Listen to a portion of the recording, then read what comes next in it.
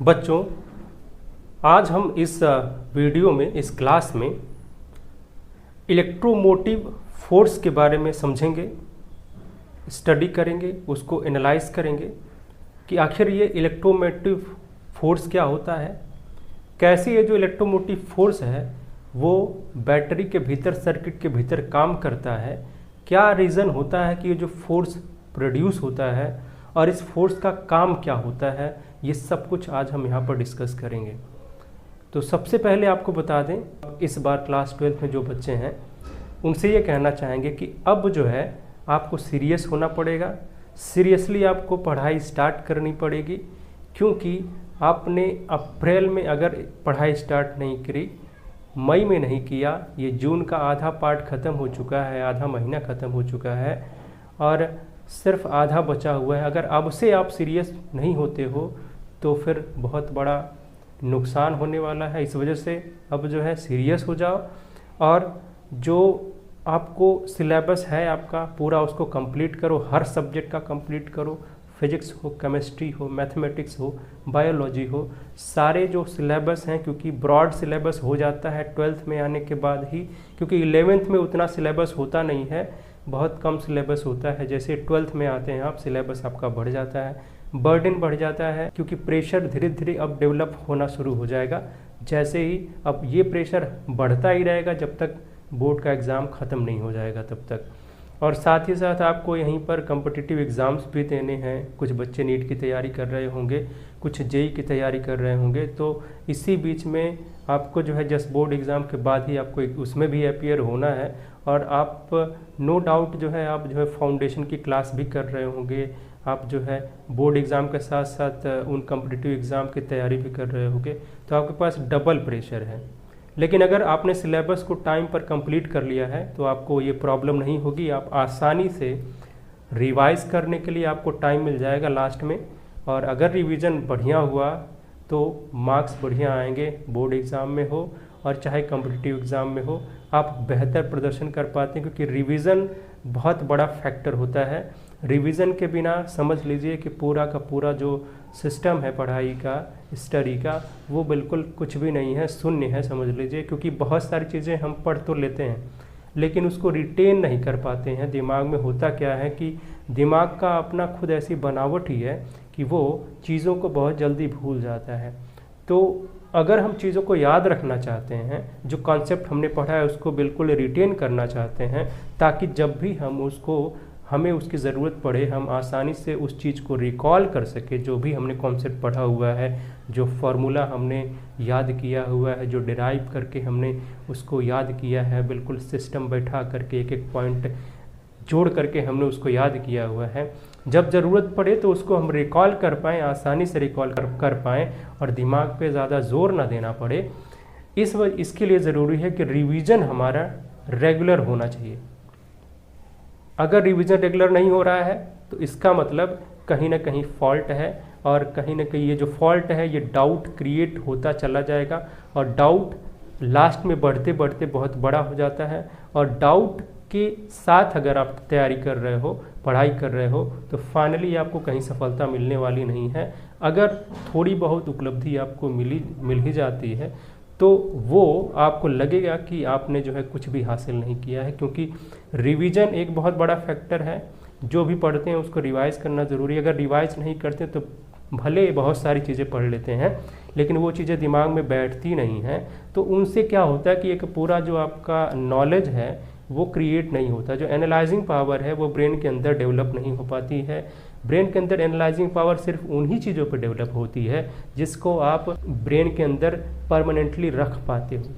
दिमाग उसी के ऊपर सोचता है, एनालाइज करता है, जिसको आप परमानेंटली ब्रेन के अंदर रखे हुए हो। ऐसी चीज़ें नहीं कि आज पढ़ा कल भूल गए, तो उन चीज़ों पर दिमाग बिल्कुल सोचेगा ही नहीं, उसको एनालाइज ही नहीं कर पाएगा और वहाँ से जो इन्फॉर्मेशन है वो नॉलेज में कन्वर्ट ही नहीं हो पाएगी। तो ज़्यादा बात ना करते हुए हम बता दें कि आपने क्लिक किया है आपका प्यारा सा चैनल फिजिक्स या, और इस चैनल पर हम फिजिक्स के टॉपिक्स लेकर के आते हैं। क्लास 12th की फिजिक्स हमने स्टार्ट की है, जिसमें पहले 2 चैप्टर आपके जो है पार्ट 1 बुक जो होती है ना, पहली बुक जो आपकी है उसके 2 चैप्टर हमने ख़त्म कर दिए हैं। इन दोनों चैप्टर को मिला करके कहा जाता है इलेक्ट्रोस्टैटिक। पहला चैप्टर था इलेक्ट्रिक चार्जेस एंड फील्ड, दूसरा था इलेक्ट्रिक पोटेंशियल एंड कैपेसिटेंसेस। ये जो है दोनों चैप्टर हमने कंप्लीट किए हैं और टॉपिक वाइज कंप्लीट किया है। एक एक टॉपिक के लिए एक एक वीडियो क्रिएट किया है जो चैनल के पेज पर आपको मिल जाएगा। अगर आपको किसी टॉपिक में डाउट है या टॉपिक को आप जो है बेहतर तरीके से समझना चाहते हो या टॉपिक में आप जो है महारत हासिल करना चाहते हो, उसके एक्सपर्ट बनना चाहते हो, और या फिर टॉपिक बिल्कुल आपको समझ नहीं आया, जो क्लास में आप पढ़ते हो, कोचिंग में जहाँ भी आप पढ़ते हो, अगर टॉपिक बिल्कुल नहीं समझ में आया है, आप चैनल के पेज पर जा करके और टॉपिक वाइज वीडियो वहाँ पर है, वहाँ से आप क्लिक करके उसको वॉच कर सकते हो, अपने डाउट को क्लियर कर सकते हो। और हमें ये पूरा भरोसा है कि जब भी आप उस वीडियो को देखोगे, उसको वॉच करोगे और उसके साथ जो है पढ़ाई करोगे, आपको कोई डाउट रह नहीं जाएगा, सारे डाउट क्लियर हो जाएंगे और क्लियर एंड कट कॉन्सेप्ट आपके ब्रेन में उस टॉपिक का बैठ जाएगा और फिर वो टॉपिक जो है कभी भूलेगा नहीं। जो डेरिवेशन के साथ फार्मूला आता है वो भी नहीं भूलेगा, क्योंकि डेरिवेशन ही ऐसी चीज़ है जो फार्मूले को याद करने में हेल्प करती है। फार्मूला अगर आप याद करते रह जाओगे, सिर्फ याद करोगे तो याद नहीं होता है। तो फिर ज़्यादा बात ना करते हुए आज स्टार्ट करते हैं जो अपना टॉपिक आज हमारे पास है, इलेक्ट्रोमोटिव फोर्स। इसके बाद करते हैं, ये एक ऐसा फोर्स है जो नॉन इलेक्ट्रोस्टैटिक नेचर का है, ठीक है। इसका जो ओरिजिन है वो इलेक्ट्रोस्टैटिक नहीं है, इसका ओरिजिन जो है केमिकल वाला है। इलेक्ट्रोमोटिव फोर्स जो हम बात करते हैं वो हमेशा बैटरी का कहा जाता है कि बैटरी का इलेक्ट्रोमोटिव फोर्स क्या है। इसका शॉर्ट फॉर्म है, इलेक्ट्रो से ई बनता है, ये मोटिव के लिए एम लिखते हैं और जो फोर्स है उसको हम एफ लिखते हैं, तो ई एम एफ, ठीक है। इसको शॉर्ट में ई एम एफ कहते हैं, इलेक्ट्रोमोटिव फोर्स, जो बैटरी का होता है, ऑफ बैटरी। तो बैटरी का जो इलेक्ट्रोमोटिव फोर्स है आज हम इसके बारे में स्टडी करेंगे, EMF of battery, electromotive force of battery. अब बैटरी की बात करेंगे तो बैटरी में होता क्या है भाई, केमिकल होता है। तो ये जो फोर्स है जिसकी बात हम यहाँ पर करने जा रहे हैं, जिसको डिस्कस करने जा रहे हैं, ये केमिकल नेचर का होता है, ठीक है। क्योंकि बैटरी के भीतर भरा होता है केमिकल, वो केमिकल जो है, केमिकल वाली एनर्जी कन्वर्ट होती है इलेक्ट्रिक एनर्जी में, और फिर जो है ये जो यहाँ पर मोटिव फोर्स लिखा है हमने, वो इलेक्ट्रोस्टैटिक नेचर का रह नहीं जाता, क्योंकि वहाँ पर पहले से इलेक्ट्रिसिटी होती नहीं है। कब बनती है, जब ये केमिकल रिएक्शन उसके अंदर होती है, तो ये केमिकल नेचर का होता है, ठीक। ये केमिकल नेचर का इलेक्ट्रोमोटिव फोर्स होता है। और आपको ये बता दें कि भले यहाँ पर फोर्स लगा हुआ है, यहाँ फोर्स लिखा हुआ है, लेकिन एक्चुअल में ये फोर्स होता नहीं है, ये फोर्स नहीं होता। ये जो है आप कह सकते हो कि पोटेंशियल डिफरेंस होता है, लेकिन फोर्स नहीं होता। बस इस वजह से इसको इलेक्ट्रोमोटिव फोर्स कहा गया है, क्योंकि यही रिस्पॉन्सिबल होता है चार्ज को कंटिन्यूअसली सर्किट के भीतर रोटेट कराने में, मूव कराने में, सर्कुलेट कराने में ये रिस्पॉन्सिबल होता है। अब बात करते हैं हम कि इलेक्ट्रोमोटिव फोर्स क्या होता है। इसके लिए हमें एक छोटा सा सर्किट बनाना पड़ेगा, सर्किट नहीं, सिर्फ बैटरी ही बना देते हैं। बैटरी के 2 टर्मिनल होते हैं, ये सबको पता है। बैटरी के 2 टर्मिनल होते हैं, यानी कि एक को हम पॉजिटिव कहते हैं, दूसरे को नेगेटिव कहते हैं, ऐसा होता है कि नहीं। बीच में भरा होता है केमिकल, और केमिकल जो भरा होता है उसकी वजह से डाइलेक्ट्रिक बनता है यहाँ पर, ठीक है। मतलब जो केमिकल है इसके भीतर वो चार्जेस को ट्रांसपोर्ट करने में हेल्प करता है। सपोज दैट आप कह सकते हो कि ये एक नहर है, नहर का एक साइड इधर है, दूसरा साइड इधर है। अगर हमें इधर से इधर जाना है तो जो पानी है वो हेल्प करेगा हमें उस, अगर तैर करके यहाँ से पार करके चले जाएंगे, या फिर कोई छोटी सी नाव है जो हम इस साइड से लेकर के दूसरी साइड में लेकर के जा रहे हैं, तो यहाँ जो केमिकल भरा होता है वो फोर्स लगाता है किस पर, चार्जेस पर। अब देखें, अगर हमारे पास 2 टर्मिनल हैं बैटरी के, ये बैटरी है, ये क्या है, ये बैटरी है। बैटरी के 2 टर्मिनल हैं, पॉजिटिव और नेगेटिव। होता क्या है कि जो पॉजिटिव टर्मिनल है इसे कहते हैं हायर पोटेंशियल, ये हमेशा हायर पोटेंशियल पर रहता है, इसमें कोई डाउट नहीं होना चाहिए। ये जो नेगेटिव वाला टर्मिनल है इसे लोअर पोटेंशियल हम कहते हैं, ये लोअर पोटेंशियल पर होता है, हमेशा कम पोटेंशियल पर होता है, यहाँ का पोटेंशियल कम होता है, ठीक है। तो ये नेचर है, ठीक है, ये नेचर है सभी चीज़ों का जो फ्लो करता है, जैसे करंट फ्लो करती है, चार्ज फ्लो करता है, या फिर हम समझें कि भाई वाटर फ्लो करता है कि नहीं, पानी फ्लो करता है। तो पानी का ये नेचर है कि हमेशा हायर से लोअर की तरफ फ्लो करता है। जाहिर सी बात है, अगर हमने क्या किया है, ऐसे पहाड़ बना देते हैं, ये यहाँ मैदान है और पहाड़ से क्या होता है, पानी बर्फ़ पिघलती है तो ऐसे नीचे आता है कि नहीं आता है। अब मैदानों से पानी पहाड़ पे थोड़ी न जाता है, जाएगा कब, जब हम इसको पंप करेंगे तब जाएगा। कोई मशीनरी लगाएंगे, बड़े बड़े पंप लगाएंगे तो यहाँ से पहाड़ों पर भी जाएगा। लेकिन नेचर क्या है पानी का, पानी क्योंकि फ्लो करता है, बिल्कुल चार्ज जैसे फ्लो करता है, जैसे करंट फ्लो करती है, तो उसका नेचर क्या है कि हायर से, ठीक है, हायर से लोअर की तरफ ये फ्लो करेगा बिना किसी झंझट के। इसके लिए आपको कोई एफर्ट भी नहीं करना पड़ेगा, ये काम वाटर खुद कर लेगा। तो यहाँ देखिए जो पोटेंशियल है, पोटेंशियल यहाँ का हायर है, यहाँ का लोअर है। तो जो पॉजिटिव चार्ज है, पॉजिटिव चार्ज, क्योंकि पॉजिटिव चार्ज यहाँ पर है, ये अपने आप खुद ब खुद जो हायर पोटेंशियल पर है अपना जो पॉजिटिव चार्ज, ये खुद ब खुद इस पॉजिटिव से नेगेटिव टर्मिनल तरफ बह जाएगा, क्योंकि ये हायर पोटेंशियल है, हायर रीजन है, और ये लोअर रीजन है, ये लोअर रीजन है, लोअर पोटेंशियल है। यहाँ से चार्ज इस तरीके से इधर बहना शुरू कर देगा, ठीक है, ठीक है, इस तरीके से। अब हमें क्या करना होगा, यहाँ पर करना ये होता है, अब ये अपने आप बह जाएगा, बह करके जा करके यहाँ इसके साथ मिल जाएगा और फिर चार्ज ही ख़त्म हो जाएंगे, कहीं कोई चार्ज बचेगा नहीं, ये जो टर्मिनल है वो न्यूट्रल हो जाएगा। लेकिन अगर हम क्या करते हैं कि कोई ऐसी डिवाइस लगाते हैं कि जो चार्ज है यहाँ पर पॉजिटिव टर्मिनल है, यहाँ पर कंटिन्यूअसली लगातार पॉजिटिव टर्मिनल पर, इस पॉजिटिव टर्मिनल पर पॉजिटिव चार्ज लगातार सप्लाई होते रहें, यहाँ पर ट्रांसपोर्ट होकर के आते रहें, तो फिर यहाँ पॉजिटिव चार्ज की कोई कमी नहीं होगी, ठीक है, क्योंकि इसका तो नेचर है पॉजिटिव चार्ज का, यहाँ से बह करके उधर चला जाएगा, ठीक है। तो हम जो डिवाइस यहाँ यूज़ करते हैं, जो यहाँ पर युक्ति यानी कि जो टेक्नोलॉजी यहाँ यूज़ करते हैं, वही होता है इलेक्ट्रोमोटिव फोर्स, जो पॉजिटिव चार्ज को इस नेगेटिव टर्मिनल से, पॉजिटिव चार्ज को यहाँ नेगेटिव टर्मिनल से यहाँ पॉजिटिव टर्मिनल तक लेकर के आता है। और इस पर कैसे लेकर के आता है, बिना किसी फोर्स के तो लेकर के आएगा नहीं, जाहिर सी बात है यहाँ इसको धक्का देना पड़ेगा।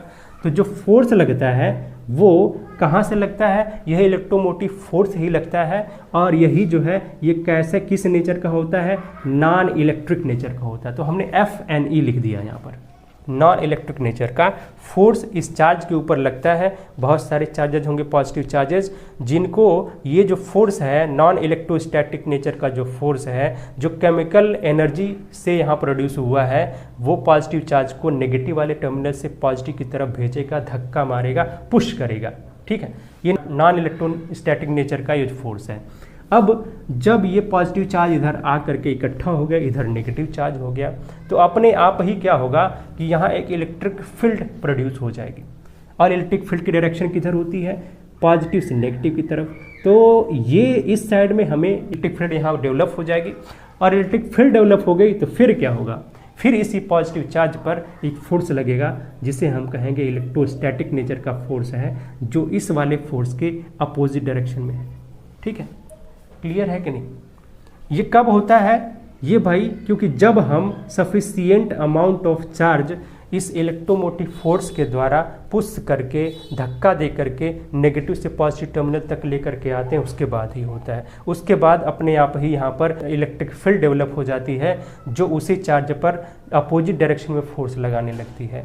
अब जब स्टेडी कंडीशन आती है, ऐसी कंडीशन भी आती है कि ये दोनों फोर्स बराबर हो जाते हैं। स्टेडी कंडीशन में क्या होता है, जो स्टेडी कंडीशन है, मतलब नॉर्मल कंडीशन कह सकते हैं, इक्विलिब्रियम की कंडीशन में क्या होता है, ये दोनों फोर्स जो दिखाई दे रहे हैं, एक इलेक्ट्रोस्टैटिक नेचर का है, दूसरा नॉन इलेक्ट्रोस्टैटिक नेचर का है, ये दोनों बराबर हो जाते हैं। मतलब ये जो अपना इलेक्ट्रोस्टैटिक फोर्स है जो उसी चार्ज पर लग रहा है, दूसरा जो अपना नॉन इलेक्ट्रोस्टैटिक फोर्स है, ये दोनों बराबर हो जाते हैं। इनका अगर मैग्नीट्यूड बात करेंगे तो बराबर होगा, बाकी अगर हम वेक्टर के फॉर्म में लेते हैं तो यहाँ माइनस लगाना पड़ेगा, क्योंकि दोनों की डायरेक्शन क्या है, अपोजिट है। अगर हम इसको सिंपल मैग्नीट्यूड के फॉर्म में लिखेंगे तो F बराबर क्या होगा, FNE होगा, नॉन इलेक्ट्रोस्टैटिक नेचर वाला फोर्स इस इलेक्ट्रोस्टैटिक नेचर वाले फोर्स के बराबर हो जाएगा। अब बात करते हैं कि अगर ये जो इलेक्ट्रोमोटिव फोर्स है जो नॉन इलेक्ट्रोस्टैटिक नेचर का है, वो पॉजिटिव चार्ज को यहाँ नेगेटिव से पॉजिटिव टर्मिनल तक लेकर के आ रहा है, कंटिन्यूअसली ये काम कर रहा है, क्योंकि तभी यहाँ पर पॉजिटिव चार्जेस का जो अकोमुलेशन है यहाँ पर इकट्ठा हुए हैं वो बरकरार रह पा रहा है। अदरवाइज क्या है, इसका तो नेचर है पॉजिटिव वाला इधर भाग जाएगा और फिर न्यूट्रल हो जाएंगे। ठीक है, ये ज़बरदस्ती काम किया जा रहा है। तो ये जो फोर्स है वो पॉजिटिव चार्ज को, सपोज दैट क्यू चार्ज है, इसको यहाँ से यहाँ लेकर के आ रहा है, और जो टर्मिनल है इसके बीच के डिस्टेंस को हम स्मॉल डी ले लेते हैं। ठीक है, स्मॉल डी, इसके बीच की दोनों प्लेट्स जो हैं अपनी, जो दोनों टर्मिनल हैं उसके बीच की डिस्टेंस को हम स्मॉल डी लेते हैं। तो ये जो प्लस क्यू चार्ज है उसको इस डी डिस्टेंस तक लेकर के आने में जो काम करना पड़ेगा, उस वर्क डन को हम लिख सकते हैं कि नहीं? Work done by battery to move positive charge from, या फिर कहें टू अ डिस्टेंस ऑफ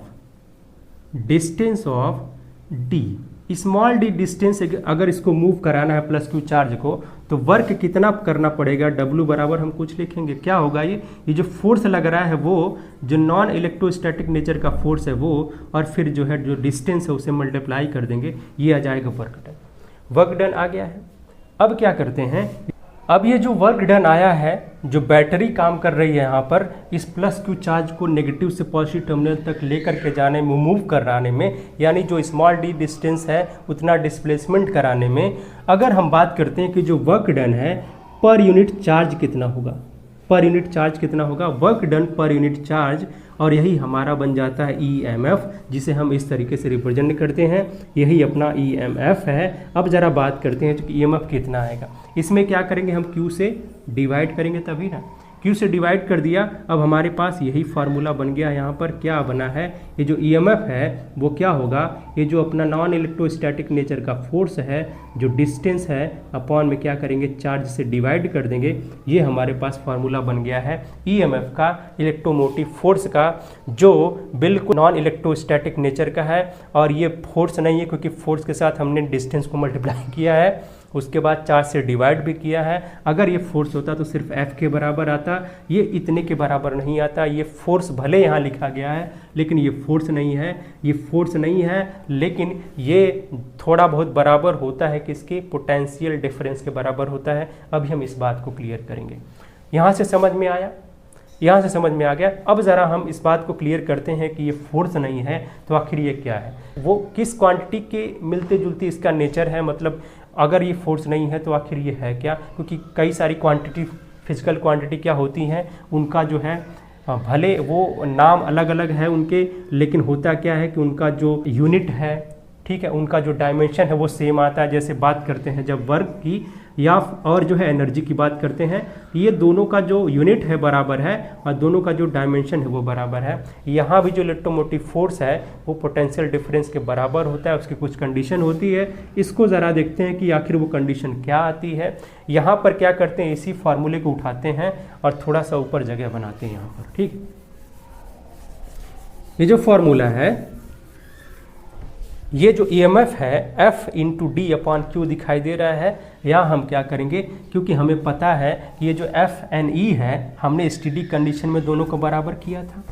ठीक है, यानी कि FNE बराबर में FE जो इलेक्ट्रोस्टैटिक फोर्स है, और FE अगर इलेक्ट्रोस्टैटिक वाला फोर्स है तो ये जो फोर्स लगता है किसकी वजह से लग रहा है, जो फोर्स कब आया है, जब यहाँ पर फील्ड है और फील्ड की वजह से पॉजिटिव चार्ज पर फोर्स लग रहा है। हमें पता है वो फोर्स कितना होता है, वो चार्ज को लिखते हैं वो चीज़, और उसके बाद E को लिख देते हैं, Q इंटू E के बराबर ये फोर्स होता है। ठीक है, यानी कि अगर हमने क्या करना है, यहाँ से FNE चाहिए तो आ गया ये कितना, ये Q और E आ गया है। अब बच्चों ये जो आया है FNE बराबर QE, इसको उठा करके हम यहाँ इसकी जगह रख देते हैं। ये जो वैल्यू दिखाई दे रही है, या फिर यहाँ रखें, ये वैल्यू जो दिखाई दे रही है EMF बराबर FNE into D upon Q है, यहाँ पर रखते हैं। तो अपना जो EMF है वो हो जाएगा FNE की जगह पर आप QE लिख रहे हो, उसके बाद D है, यानी कि जो प्लेट के बीच की डिस्टेंस है, दोनों टर्मिनल के बीच की डिस्टेंस है वो है, अपान में चार्ज लिखेंगे और ये चार्ज से चार्ज कैंसिल आउट हो जाएगा कि नहीं। अब देखते हैं, थोड़ा सा आगे बढ़ते हैं, यहाँ देखते हैं अपना जो EMF आएगा, ये इतना बचा है, E इंटू डी बचा है। ये कुछ जाना पहचाना नहीं लग रहा है क्या? बिल्कुल जाना पहचाना है। E बराबर होता है V अपान में D, ठीक है। अगर हमने यहाँ V बराबर निकालना है, यानी E इंटू डी करेंगे तो V आएगा। जहाँ E इंटू डी है वहाँ हम क्या करेंगे, ये V लिखेंगे। V है क्या यहाँ पर? V पोटेंशियल है, पोटेंशियल डिफरेंस है, ठीक है। तो यहाँ पर क्या करेंगे हम, ये जो वैल्यू आई है बिल्कुल ED के बराबर आई है, जो बिल्कुल बराबर है V के पोटेंशियल डिफरेंस के। अब ये जो इलेक्ट्रोमोटिव फोर्स है वो बराबर आ गया पोटेंशियल डिफरेंस के, ठीक है। तो ये फोर्स नहीं है बल्कि ये पोटेंशियल डिफरेंस के बराबर है। आप इसे कह सकते हो कि जो मैक्सिमम पोटेंशियल डिफरेंस होता है दोनों टर्मिनल के बीच में, उसी के बराबर ये इलेक्ट्रोमोटिव फोर्स होता है, बैटरी का इलेक्ट्रोमोटिव फोर्स होता है। और ये फोर्स होता नहीं है, बस नाम लिख दिया गया है, बल्कि जबकि ये बराबर है पोटेंशियल डिफरेंस के बराबर है। बात समझ में आई? ये पोटेंशियल डिफरेंस के बराबर है, कोई फोर्स नहीं है। फोर्स है लेकिन नॉन इलेक्ट्रोस्टैटिक नेचर का है, जो इस पोटेंशियल डिफरेंस के बराबर है, एक्चुअल में फोर्स के बराबर ये नहीं है। बात आई समझ में? अब जो हमने यहाँ पर EMF बराबर पोटेंशियल डिफरेंस लिख दिया है, इसका मतलब ये थोड़ी ना हो गया कि ये हर तरीके से EMF जो है पोटेंशियल डिफरेंस के बराबर हो गया। इसमें कुछ डिफरेंसेस भी हैं, इन दोनों में कुछ अंतर भी हैं। ऐसा नहीं है कि बिल्कुल दोनों बराबर हो गए। अब क्या अंतर है इसको ज़रा देखते हैं। अंतर क्या क्या है? EMF इधर लिखेंगे हम EMF, और इधर लिखेंगे पोटेंशियल डिफरेंस, पोटेंशियल डिफरेंस, ठीक है। बहुत ज़्यादा नहीं, बिल्कुल शॉर्ट में हम बात करेंगे, ब्रीफ में बात करेंगे। पहली बात तो ये है, जो EMF होता है, ठीक है, वो क्या होता है, जो पोटेंशियल डिफरेंस होता है उसके मैक्सिमम वैल्यू के बराबर होता है। कब? जब सर्किट अपनी क्या होती है, ओपन होती है, ठीक है। ओपन सर्किट में ये जो है, ये अगर बैटरी को डिस्कनेक्ट कर दिया जाए, अगर सर्किट को ओपन कर दिया जाए, तो जो EMF होता है वो मैक्सिमम पोटेंशियल डिफरेंस के बराबर होता है। लेकिन इसकी बात करते हैं, जो पोटेंशियल डिफरेंस है ये हमेशा क्लोज सर्किट में एग्जिस्ट करता है। It exist only in closed circuit, यानी बंद सर्किट होगी वहीं पर ये काम करेगा। अगर ओपन सर्किट होगी तो यहाँ डेवलप ही नहीं हो पाएगा, इसका एग्जिस्टेंस ही नहीं वहाँ पर है। ओपन सर्किट में इसका कोई एग्जिस्टेंस नहीं है। दूसरी बात ये जो है EMF नॉन इलेक्ट्रोस्टैटिक नेचर का होता है, ठीक है, नॉन इलेक्ट्रोस्टैटिक नेचर का है, स्टैटिक होता है ये, और ये इलेक्ट्रोस्टैटिक होता है। पोटेंशियल जो होता है वो इलेक्ट्रोस्टैटिक नेचर का होता है, ये बिल्कुल इलेक्ट्रोस्टैटिक नेचर का होता है, इसमें कोई डाउट नहीं है। आगे बात करते हैं, तीसरा जो डिफरेंस है दोनों के बीच में वो क्या है, ये जो अपना EMF है, EMF डिपेंड्स, ये डिपेंड नहीं करता है, डज नॉट डिपेंड, किन बातों पर डिपेंड नहीं करता है ये ज़रा देखते हैं। पहली बात है कि ये सर्किट के रेजिस्टेंस पर डिपेंड नहीं करता है, रेजिस्टेंस ऑफ सर्किट, सर्किट के रेजिस्टेंस पर ये डिपेंड नहीं करता है। दूसरी बात, जो अपना बैटरी है, बैटरी के batteries internal resistance, internal resistance पर भी ये डिपेंड नहीं करता है। तीसरी बात क्या है, ये कहाँ नहीं डिपेंड करता है, तीसरी बात ये है, तीसरा जो अंतर है, तीसरा जो EMF है वो EMF किस पर डिपेंड नहीं करता है, जो सर्किट का करंट है ये इस पर भी डिपेंड नहीं करता है। और इसका बिल्कुल उल्टा ये पोटेंशियल डिफरेंस होता है, ये डिपेंड करता है किन चीज़ों पर, इन्हीं सारी चीज़ों पर, जो तीनों चीज़ें हमने लिखी हैं उन सारी चीज़ों पर ये जो पोटेंशियल डिफरेंस है वो डिपेंड करता है। लेकिन EMF डिपेंड नहीं करता है, डजंट डिपेंड, ठीक है।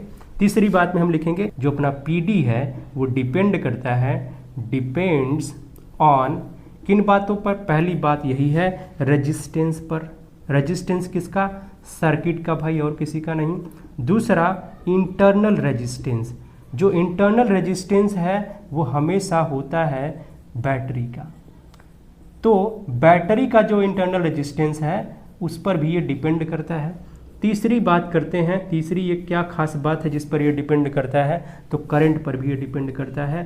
सर्किट के अंदर कितनी करंट बह रही है, करंट ऑफ सर्किट, इस पर भी डिपेंड करता है। ये जो पोटेंशियल डिफरेंस है वो कितना होगा, उसकी वैल्यू कितनी आएगी, उसका मैग्नीट्यूड कितना आएगा। तो आज हमने ये पूरा इलेक्ट्रोमोटिव फोर्स के बारे में जो जानकारी जितनी होनी चाहिए, जो बेसिक होना चाहिए, वो हमने बताया है। और ये किस तरीके से प्रोड्यूस होता है इलेक्ट्रोमोटिव फोर्स, इसका नेचर क्या होता है, क्या ये इलेक्ट्रोस्टैटिक नेचर का होता है, बिल्कुल भी नहीं होता, ये नॉन इलेक्ट्रोस्टैटिक नेचर का होता है। यही इसका मेजर डिफरेंस है। ये बैटरी के केमिकल एनर्जी से प्राप्त होता है, वहाँ से हम इसको ऑब्टेन करते हैं। और बैटरी ही वो चीज़ है जो सर्किट के भीतर पोटेंशियल डिफरेंस को बनाए रखती है। अदरवाइज होगा क्या कि भाई ये जो चार्ज होता है पॉजिटिव चार्ज, इसका नेचर ही होता है कि हायर पोटेंशियल से लोअर पोटेंशियल तक अपने आप बह करके चला जाएगा। फिर सर्किट का होगा क्या, चार्जेज कहीं रह नहीं जाएंगे, और चार्जेज कहीं रह नहीं जाएंगे तो पोटेंशियल डिफरेंस की क्या बात करेंगे हम, और जो करंट है उसकी क्या बात करेंगे जब ये फ्लो ही नहीं करेगा चार्ज। तो यहाँ पर पॉजिटिव चार्ज का रहना ज़रूरी है, दूसरे टर्मिनल पर नेगेटिव चार्ज का रहना ज़रूरी है। बैटरी ही वो काम करती है, बैटरी क्या करती है कि पॉजिटिव चार्ज को लगातार दूसरे टर्मिनल से इस पॉजिटिव टर्मिनल पर लेकर के आती है, और इस तरीके से यहाँ पॉजिटिव चार्ज हमेशा बने रहते हैं, दूसरे टर्मिनल पर नेगेटिव वाले पर नेगेटिव चार्ज बने रहते हैं। इस वजह से पोटेंशियल डिफरेंस बरकरार रहता है और चार्जेस लगातार फ्लो करते रहते हैं, जिसकी वजह से करंट भी लगातार कंटिन्यूअसली बिना ब्रेकेज के फ्लो करती रहती है, बहती रहती है। तो आज हमने ये पूरा इलेक्ट्रोमोटिव फोर्स के बारे में बिल्कुल बेसिक से एडवांस तक समझा है। जो फार्मूला होता है इलेक्ट्रोस्टैटिक फोर्स का वो भी हमने समझा है। यहाँ पर आखिर होता क्या है, work done per unit charge होता है। जो बिल्कुल यही डेफिनेशन हमको आपको याद होगा कि पोटेंशियल डिफरेंस का भी बिल्कुल यही कंडीशन था, यही डेफिनेशन था, उसको भी हमने इसी तरीके से उसके फार्मूले को डिराइव किया था। और फाइनली हमने देखा कि अगर सर्किट ओपन है तो जो उस सर्किट का मैक्सिमम पोटेंशियल डिफरेंस होता है, ये जो ईएमएफ है ना, इलेक्ट्रोमोटिव फोर्स, उसके बराबर भी होता है। लेकिन कब, जब सर्किट ओपन हो और उस पोटेंशियल डिफरेंस की मैक्सिमम वैल्यू हो। तो ये हमने पूरा बिल्कुल बेसिक से समझा है, सब कुछ हमने क्लियर किया है, कहीं कुछ छोड़ा नहीं है हमारे हिसाब से। अगर फिर भी आपको कोई डाउट है इस टॉपिक में तो आप कमेंट बॉक्स में बिल्कुल कमेंट कर सकते हो कि सर ये वाला पॉइंट हमें समझ में नहीं आया, यहाँ पर जो ये लाइन आपने बोली है वो चीज़ समझ में नहीं आई, कहीं कोई और डाउट हो इस टॉपिक से रिलेटेड कोई मिलता जुलता, तो आप वहाँ कमेंट कर सकते हो। हम आपके कमेंट को सीरियसली कंसिडर करेंगे और फिर नेक्स्ट वीडियो में उस डाउट को क्लियर करते हुए आपको जो है प्रोवाइड करवाएंगे, आपका डाउट को बिल्कुल क्लियर करेंगे। और ये हम उम्मीद करते हैं कि आप सब ने ये जो वीडियो आप देख रहे हो, यहाँ से आपको इलेक्ट्रोस्टैटिक फोर्स के बारे में कोई डाउट नहीं रह जाएगा, क्योंकि बिल्कुल बेसिक से हमने स्टार्ट किया है। जो भी होना चाहिए इसमें एडवांस लेवल तक सब हमने आपको प्रोवाइड कराया है। अगर डाउट है तो आप, हमने कहा, कमेंट बॉक्स में दे सकते हो। और पूरा वीडियो को वॉच करने के लिए धन्यवाद। और फिर मिलते हैं एक नए टॉपिक के साथ जो फिजिक्स का ही होगा। क्लास 12 की फिजिक्स चल रही है और इस नए टॉपिक के साथ हम नेक्स्ट वीडियो में आते हैं। जो इसके बाद वाला टॉपिक होगा, ये भी हम 3rd चैप्टर में हैं, 3rd चैप्टर स्टार्ट किए हुए हैं और ये दूसरा क्लास है, इसका दूसरा वीडियो हम क्रिएट कर रहे हैं इस 3rd चैप्टर से। इस चैप्टर का नाम है करंट इलेक्ट्रिसिटी, जिसमें हम चार्ज को मोशन में स्टडी करेंगे। चार्ज हमेशा मोशन में रहेगा। इस पूरे चैप्टर में जो पढ़ेंगे, चार्ज हमेशा दौड़ता रहेगा, कहीं उसको आराम नहीं, कहीं वो रेस्ट नहीं करेगा, बिल्कुल दौड़ता रहेगा, सर्किट के भीतर दौड़ता रहेगा। और इसी दौड़ने की वजह से, उसके मूवमेंट की वजह से करंट इलेक्ट्रिसिटी का प्रोडक्शन होता है। इसे करंट डायनेमिक इलेक्ट्रोडायनेमिक्स भी कहते हैं, क्योंकि चार्ज जो है मोशन में है, चार्ज मूव कर रहा है, वो रेस में है, वो दौड़ रहा है। इसी वजह से करंट इलेक्ट्रिसिटी को हम इलेक्ट्रोडायनेमिक्स भी कहते हैं और डायनेमिक इलेक्ट्रिसिटी भी कहते हैं। बिल्कुल उसी प्रकार जैसे हमने बाकी के 2 चैप्टर में, 1st और 2nd चैप्टर में जो पढ़ा था, चार्जेज हमेशा रेस्ट में रहते थे और रेस्ट में होने की वजह से उसको कहा जाता था इलेक्ट्रोस्टैटिक या फिर स्टैटिक इलेक्ट्रिसिटी। पहला ही वर्ड जब हमने टॉपिक को स्टार्ट किया था, पहले चैप्टर का पहला टॉपिक, तो वहाँ पर करंट इलेक्ट्रिसिटी नहीं, वहाँ पर इलेक्ट्रोस्टैटिक वर्ड आया था और वहाँ पर आया था स्टैटिक इलेक्ट्रिसिटी का जो वर्ड आया था। मतलब चार्ज हमारे रेस्ट में रहते थे पहले 2 चैप्टर में, अभी तीसरे चैप्टर में हम यहाँ पर चार्ज को हम दौड़ा चुके हैं। चार्ज दौड़ रहा है, वो मोशन में है, वो तेज गति से मूव कर रहा है और उसी चार्जेज के मूव करने की वजह से करंट प्रोड्यूस होती है सर्किट के भीतर, उसी की वजह से करंट का एग्जिस्टेंस आता है, यानी कि उसका अस्तित्व आता है। तो आई होप कि आप सबको बहुत अच्छे तरीके से ये समझ में आया होगा, बेहतर तरीके से समझ में आया होगा और कहीं कोई डाउट नहीं रह गया होगा। फिर मिलते हैं एक नए टॉपिक के साथ नेक्स्ट वीडियो में।